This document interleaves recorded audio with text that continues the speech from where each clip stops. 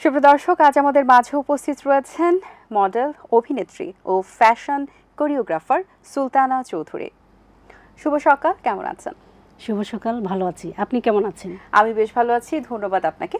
আপু, আপনি নানা গুণে গুণান্বিত, অনেকগুলো গুণ রয়েছে আপনার, অনেকগুলো কাজে আপনি নিয়োজিত আছেন, কিন্তু শুরুতেই মিডিয়াতে আসার যে চিন্তা ভাবনাটা, সেটা কিভাবে এসেছে এবং মিডিয়ার জার্নিটা আপনার কিভাবে শুরু হয়েছে? আমি যখন ক্লাস 6-এ পড়ি তখন আমার বাবা আমাকে হারমোনিয়াম কিনে দেন। সেই থেকেই আমার হারমোনিয়ামে গান করা। আমার বাবা নিজে গান লিখতেন, সুর করতেন। আমার বাবা হচ্ছে মরহুম আব্দুর রহিম চৌধুরী, উনি হেলথ ইন্সপেক্টর ছিলেন, মুক্তিযোদ্ধা ছিলেন। আমার বাবা মারা গেছেন, কিন্তু বাবার খুব স্বপ্ন ছিল যে আমি মিডিয়াতে কাজ করি। আপনি একজন মডেল, সো প্রথম মডেলিংটা কিভাবে শুরু হয়েছে এবং কোথায় কাজ করেছেন? আমি প্রথমেই একটা বিজ্ঞাপনে কাজ করেছি, সেটা হচ্ছে ইফাদ নুডলস। এটা হচ্ছে রানআউট থেকে আদনান আল রাজীবের, সেটা থেকে আমার মডেলিংয়ে আসা। আর আমার একটা ফ্যাশন শো টিম আছে, এটার কোরিওগ্রাফার আমি। আমরা তো ফ্যাশন শো দেখি যে শাড়ি পরে আসে, থ্রি পিস পরে আসে, কিন্তু আমারটা একটু অন্যরকম। যেমন আমার ফ্যাশন শোটা হচ্ছে এখানে চাষি থাকে, বেদে থাকে, মডার্ন থাকে, কৃষক থাকে, হিজড়া থাকে, জামাই বউ থাকে, মানে গ্রাম বাংলার ঐতিহ্যকে আমি তুলে ধরি। মানে এটা একটু দেখলে মনে হবে যে আরে এটা তো একটু এক্সেপশনাল মনে হচ্ছে, এটা অন্যরকম লাগছে। এটা আমি কোরিওগ্রাফার করি। আর আমার ফ্যাশন শোর ডিউরেশন হচ্ছে 10 থেকে 15 মিনিট। এটা সব জায়গাতেই আমি করেছি, ফ্যাশন শো করেছি। এটা ভালো একটা সুনাম আছে এই ফ্যাশন শোর। এবং আপনি একজন অভিনয় শিল্পীও, সো কোন কোন নাটকে কাজ করা হয়েছে বা সিনেমাতে কাজ করা হয়েছে কিনা? আমি অ্যাক্টর সিকিউরিটির আর্টিস্ট। তো আমি প্রথম কাজ করি ডিএ তায়েবের সাত গোয়েন্দা। এটা হচ্ছে আমার 2010 সালে মিডিয়াতে আসা। সেই থেকে আমি অনেক নাটক, সিনেমা, বিজ্ঞাপনে কাজ করেছি। আমার উল্লেখযোগ্য সিনেমা হচ্ছে আমি রানা পাগলা মেন্টাল, অনন্ত জলিলের মোস্ট ওয়েলকাম টু, নার্গিস আক্তারের জৈবতী কন্যার মন, মারছক্কা, এটসেট্রা অনেক সিনেমাতে কাজ করেছি। আর আমার রিসেন্টলি এখন 2টা নাটক যাচ্ছে ধারাবাহিক। একটা হচ্ছে এসএর টিভিতে তুমি আছো তাই, বৈশাখী টিভিতে আছে মুসা। ATN বাংলায় আমি বেশ কিছু কাজ করেছি, স্মাইল শো করেছি, তারপরে আনন্দ মেলা করেছি, ইত্যাদিতে কাজ করেছি, বিভিন্ন ম্যাগাজিনে আমি কাজ করেছি। মানে আমি তো জব করি, জবের পাশাপাশি আমি যতটুকু সময় পাই সেটাতে মিডিয়াতে সময় দিই। বাহ, বেশ দারুণ। এখন আমি জানি যে আপনি খুব ভালো গানও করতে পারেন, সো যদিও সেটা আমরা ইনক্লুড করিনি আপনার প্রফেশনে, বাট আপনার কণ্ঠে আমরা আসলে একটা গান শুনতে পারি কিনা, বা কোন গানটি আমাদেরকে শোনাবেন? গান আমি আসলে বেশি আধুনিকটা করি। আমার ভাই উজ্জ্বল রহিম, সে গীতিকার এবং সুরকার, তার কিছু মৌলিক গান আছে, আমি সেই থেকে এখন 2-4টা লাইন শোনাচ্ছি। একটা কথা আছে যে চুন চারা পান ভালো লাগে না, তবলা চারা গান ভালো লাগে না, কিন্তু আমি খালি গলায় 2-4টা লাইন আমি শোনাচ্ছি। এটা হচ্ছে একটা দেশের গান। আমার গান সেই মায়ের স্মরণে যে মা হারিয়েছে যুদ্ধে খোকাকে, যে মা হারিয়েছে যুদ্ধে স্বামীকে, যে মা হারিয়েছে যুদ্ধে খোকাকে, যে মা হারিয়েছে যুদ্ধে স্বামীকে। আমার গান সেই মায়ের স্মরণে যে মা হারিয়েছে যুদ্ধে খোকাকে, যে মা হারিয়েছে যুদ্ধে স্বামীকে, যে মা হারিয়েছে যুদ্ধে খোকাকে, যে মা হারিয়েছে যুদ্ধে স্বামীকে। ধন্যবাদ আপনাকে, ভালো লেগেছে। আপনি একজন ফ্যাশন কোরিওগ্রাফার হিসেবেও কাজ করছেন, সো কিভাবে কাজ করছেন এবং কি কি ধরনের ফ্যাশন সেন্স আপনি মাথায় রাখেন আর কি? আমি যখন ফ্যাশন শোতে কাজ করি, এটা বিভিন্ন বড় বড় সেক্টরে আমি কাজ করেছি। শিল্পকলায় করেছি, আন্তর্জাতিক মাতৃভাষা ইনস্টিটিউটে করেছি, শাহবাগ জাদুঘরে করেছি, শওকত ওসমানে করেছি, FDC-তে করেছি। আমার ফ্যাশন শোটা হচ্ছে, আমরা যখন ফ্যাশন শো করি, ধরেন আপনি খুব ফর্সা একটা সুন্দর মেয়ে, এখন আমি ইচ্ছে করলে কিন্তু আপনাকে জেলে কিংবা চাষে দিতে পারি না। আপনার ক্যারেক্টার কিংবা আপনার চেহারাটাকে ডিমান্ড করবে যে আপনাকে কি দেওয়া যায়। আপনি যদি আমার ফ্যাশন শো টিম হতেন, আপনি আমার টিমে আপনি বউ ক্যারেক্টারটা আমি আপনাকে দিতে পারতাম। মানে অসাধারণ আপনি সুন্দর। আর আমি যখন দেখব যে খুব কালো একটা মেয়ে, খুব চিকনা, কিংবা একটা ছেলে কিংবা একটা মেয়ে, তখন আমি তাকে জেলে দিব, চাষা দিব, কিংবা চোর পুলিশ এরকম। মানে আমি একটা ছেলে কিংবা একটা মেয়ে আমি আগে দেখব যে ওকে কোন ক্যারেক্টারটা যায়, কিংবা কোন থিমটা দিলে মানায়। মানে আমার থিমটা হচ্ছে একটু অন্যরকম। আমরা তো ফ্যাশন শো দেখি মানে শাড়ি পরা, 3 পিস পরা, কিন্তু আমারটা একটু অন্যরকম। আমার ফ্যাশন শোর নাম হচ্ছে খুঁজি ফিরি বাংলা সুখ। মানে এখানে বাংলা সুখ, মানে এখানে বাংলার ঐতিহ্যকে আমি তুলে ধরেছি। নামটাও একটু ডিফারেন্ট। বাহ, খুব ভালো। আপনি একজন রাইটারও বটে। সো এই অভিজ্ঞতা কিভাবে অর্জন করেছেন?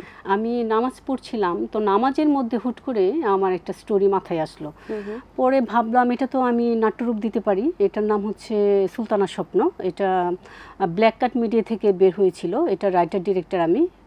যারা দর্শক আছেন, আপনারা আমার কথা শুনছেন, ব্ল্যাক কাট মিডিয়াতে সুলতানার স্বপ্ন সার্চ করলেই আমার এই নাটকটা দেখতে পারবেন। একটু অন্যরকম, মানে এটা আমি নামাজে বসেই আমার এটা মাথায় আসছে যে আমি এটা নাট্যরূপ দিব। তারপরে আমি এটা দিয়েছি। এছাড়াও আমার আরও কিছু কাজ আছে, আসবে। ধনী হইলে সুখী হয় না, বড় লোকের একমাত্র কন্যা, স্বপ্নের মানুষ, এগুলো আমার সামনে আসবে। মানে জবের পাশাপাশি তো যতটুকু সময় পাই আমি এগুলো করছি আর কি। আচ্ছা, এবার আপনার জব নিয়ে একটু জানতে চাই। আপনি আমরা জানি যে আপনি সিআইডিতে আছেন। সিআইডি সেক্টরে খুবই ক্রিটিক্যাল একটা সেক্টরে আসলে কাজ যারা করেন তাদেরকে দেখলেই তো ভয় লাগে।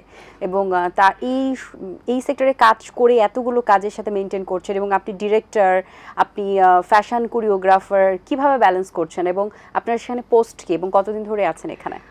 আমার একটা উক্তি আছে, মনের শক্তি বড় শক্তি, মনের জোর বড় জোর। পারিব না এ কথাটি বলিও না, আর একবার না পারিলে দেখো শতবার। আমার কথা হচ্ছে যে আমার টার্গেট হচ্ছে যে যে যেটা না পারবে সেটা আমি করে দেখাবো। আমি সুলতানা চৌধুরী, সিআইডি সাইবার ক্রাইমে আছি। এখানে আপনাদের কারো যদি ফেসবুক আইডি, বিকাশ অ্যাকাউন্ট হ্যাক হয়ে থাকে, তাহলে আমাদের একটা ওয়েবসাইট আছে, সাইবার পুলিশ সেন্টার সিপিসি, ওখানে নক করলে আমরা এটা দেখতে পাবো।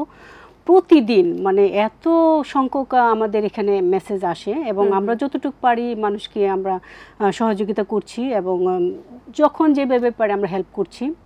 মানে এখন তো দুর্নীতিতে ভরা, পর্নোগ্রাফি, এটা সেটা অনেক কিছু। তো সাইবার বুলিং হচ্ছে, হ্যাঁ, সাইবার বলে কথা। আর এখানে বিশ্বাস করবেন কিনা জানি না, প্রতিদিনই ফোন আসছে যে আপু এটা হচ্ছে, ওইটা হচ্ছে, এটা হচ্ছে। তো বলে দিই যে এরকম করলে এটা করবেন।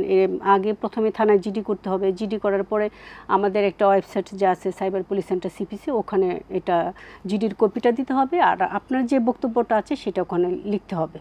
আচ্ছা, এই ক্ষেত্রে যেহেতু এই টপিকটা উঠেছে, একটু জানতে চাই, দর্শকদের জন্য হয়তো বা ভালো হবে যে সাপোজ কোনো একটা ক্রাইম হয়েছে, বা সাপোজ বিকাশের কিছু একটা হয়েছে, কিংবা কোনো ছিনতাই হয়েছে, বা ফোনের কোনো একটা সিকিউরিটি পারপাস প্রবলেম হয়েছে, সর্বপ্রথম তার করণীয়টা কি হবে, এবং সে কি মানে স্টেপটা ফার্স্ট নিবে? কারণ ওই সময় তো অনেকের ব্রেন কাজ করে না যখন একটা ইনসিডেন্ট ঘটে। সাপোজ বিকাশ থেকে তার অনেক টাকা উধাও হয়েছে, এবং কোন কোন সতর্কতা অবলম্বন করা উচিত বা একদমই ওগুলো করা উচিত না।